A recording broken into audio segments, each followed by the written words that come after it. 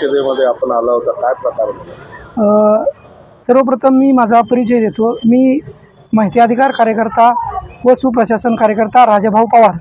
मी आज जिल्हा परिषदेच्या शिक्षण विभागाच्या प्राथमिक शिक्षण विभागामध्ये आलो होतो. त्यावेळेस तिथं कार्यालयामध्ये कार्यालय प्रमुख जयश्री चव्हाण मॅडम या कार्यालयात 10:15 वाजता सुद्धा उपस्थित नव्हत्या. त्यामुळे मग मी तिथं फेसबुक लाईव्ह केलं आणि हे कार्यालयात कोण कोण आहेत काय नाही, तर त्या कार्यालयामधील उपस्थिती फार तुरळक होती.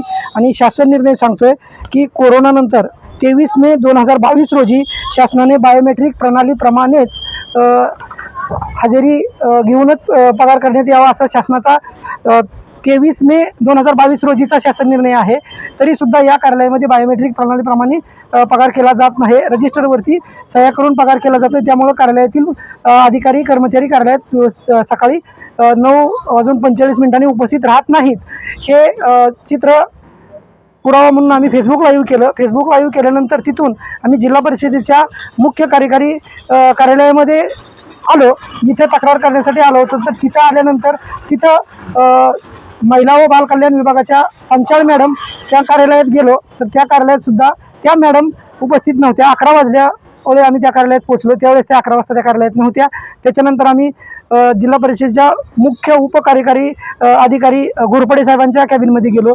तेही 11:15 वाजेपर्यंत त्या कार्यालयात उपस्थित नव्हते. त्याच्यानंतर पंचाळ मॅडम आलेल्या दिसल्या. पंचाळ मॅडमांकडे गेलो. आम्ही विचारणा केली की आपल्या कार्यालयामध्ये बायोमेट्रिक हजेरी चालू आहे का? तर त्यांनी सांगितलं की बायोमेट्रिक हजेरी बंद आहे आणि शासनाने 2022लाच बायोमेट्रिक प्रणालीप्रमाणेच हजेरी घ्या म्हणून सांगितलं. त्याच्यानंतर मी विभागीय आयुक्त कार्यालयाला 8/10/2025 रोजी मी एक तक्रार दिली होती की कार्यालयामध्ये बायोमेट्रिक प्रणालीप्रमाणे हजेरी घेतली जात नाही, शासन निर्णयाप्रमाणे ओळखपत्र घातल्या जात नाही, हालचाल रजिस्टर मेंटेन केलं जात नाही, तक्रार रजिस्टर जनतेला दिलं जात नाही. या 4 शासन निर्णयाचा अवमान होतोय म्हणून मी 8/10/2025 रोजी विभागीय कार्यालयाला तक्रार दिली होती. त्यानंतर विभागीय कार्यालयाने खालच्या कार्यालयानं आदेशित केलं होतं की तक्रार नोंदवही देणे, या तक्रारीच्या अनुषंगाने काम करण्यात यावं. आज आपला जिल्हा परिषदमध्ये जो प्रकार झाला, आपण काही अधिकाऱ्यांवर वेळेवर हजर नसल्याचा आरोप.